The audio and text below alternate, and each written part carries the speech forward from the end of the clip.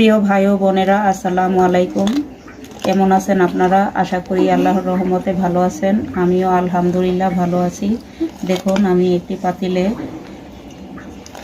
গুড় নিয়েছি, গুড়টা গুলিয়ে নিয়েছি চুলায় দিয়ে। এখানে আমি টিপস সহ তেলের পিঠা বানিয়ে দেখাবো কিভাবে মজা হয় আর কিভাবে ফুলকো হয় সেটা আমি দেখাচ্ছি। দেখুন, এখানে 1.5 কাপ চাল বাটা দিয়ে দিলাম। পিঠাটা নরম হওয়ার জন্য আটা দিয়ে দিলাম। আমি এগুলো এখন ভালোভাবে মিক্স করে নিব।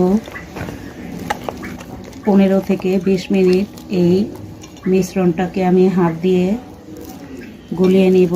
এটা হচ্ছে পিঠাটা মজা হওয়ার কৌশল। দেখুন, আমি চালের গুঁড়া আর ময়দা ময়ান করে এরকম আঠালো বানিয়ে নিয়েছি। এটা যত ময়ান করা হবে, আঠালো হবে, পিঠাটা খেতে খুব মজা হবে। এখানে আমি এখন লবণটা দিয়ে দিচ্ছি। এই দেখুন, এখানে আমি কোনো পানি দেইনি। এখন আমি পানিটা দিয়ে দিচ্ছি। পানিটা মিক্স করে নিব। দেখুন, আমি চুলায় একটি কড়াই বসিয়ে দিয়েছি। এখানে তেলটা ফুটছে। আমি এখন একটি পিঠা দিয়ে দিচ্ছি। দেখুন, পিঠাটা ফুলে ডাবল হয়ে গিয়েছে। খেজুর গুড়ের পিঠা শীতের দিন খেতে খুবই সুস্বাদু। দেখুন দেখুন পিঠাটা হয়ে গিয়েছে।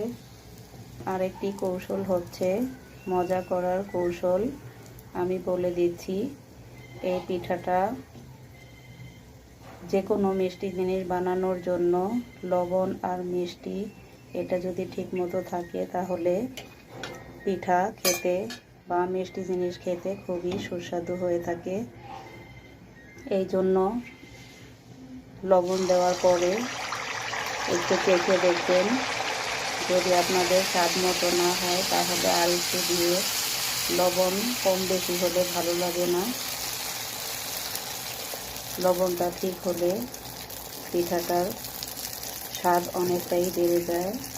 এখন আমার এতগুলো পিঠা হয়েছে, এখানেও হয়েছে।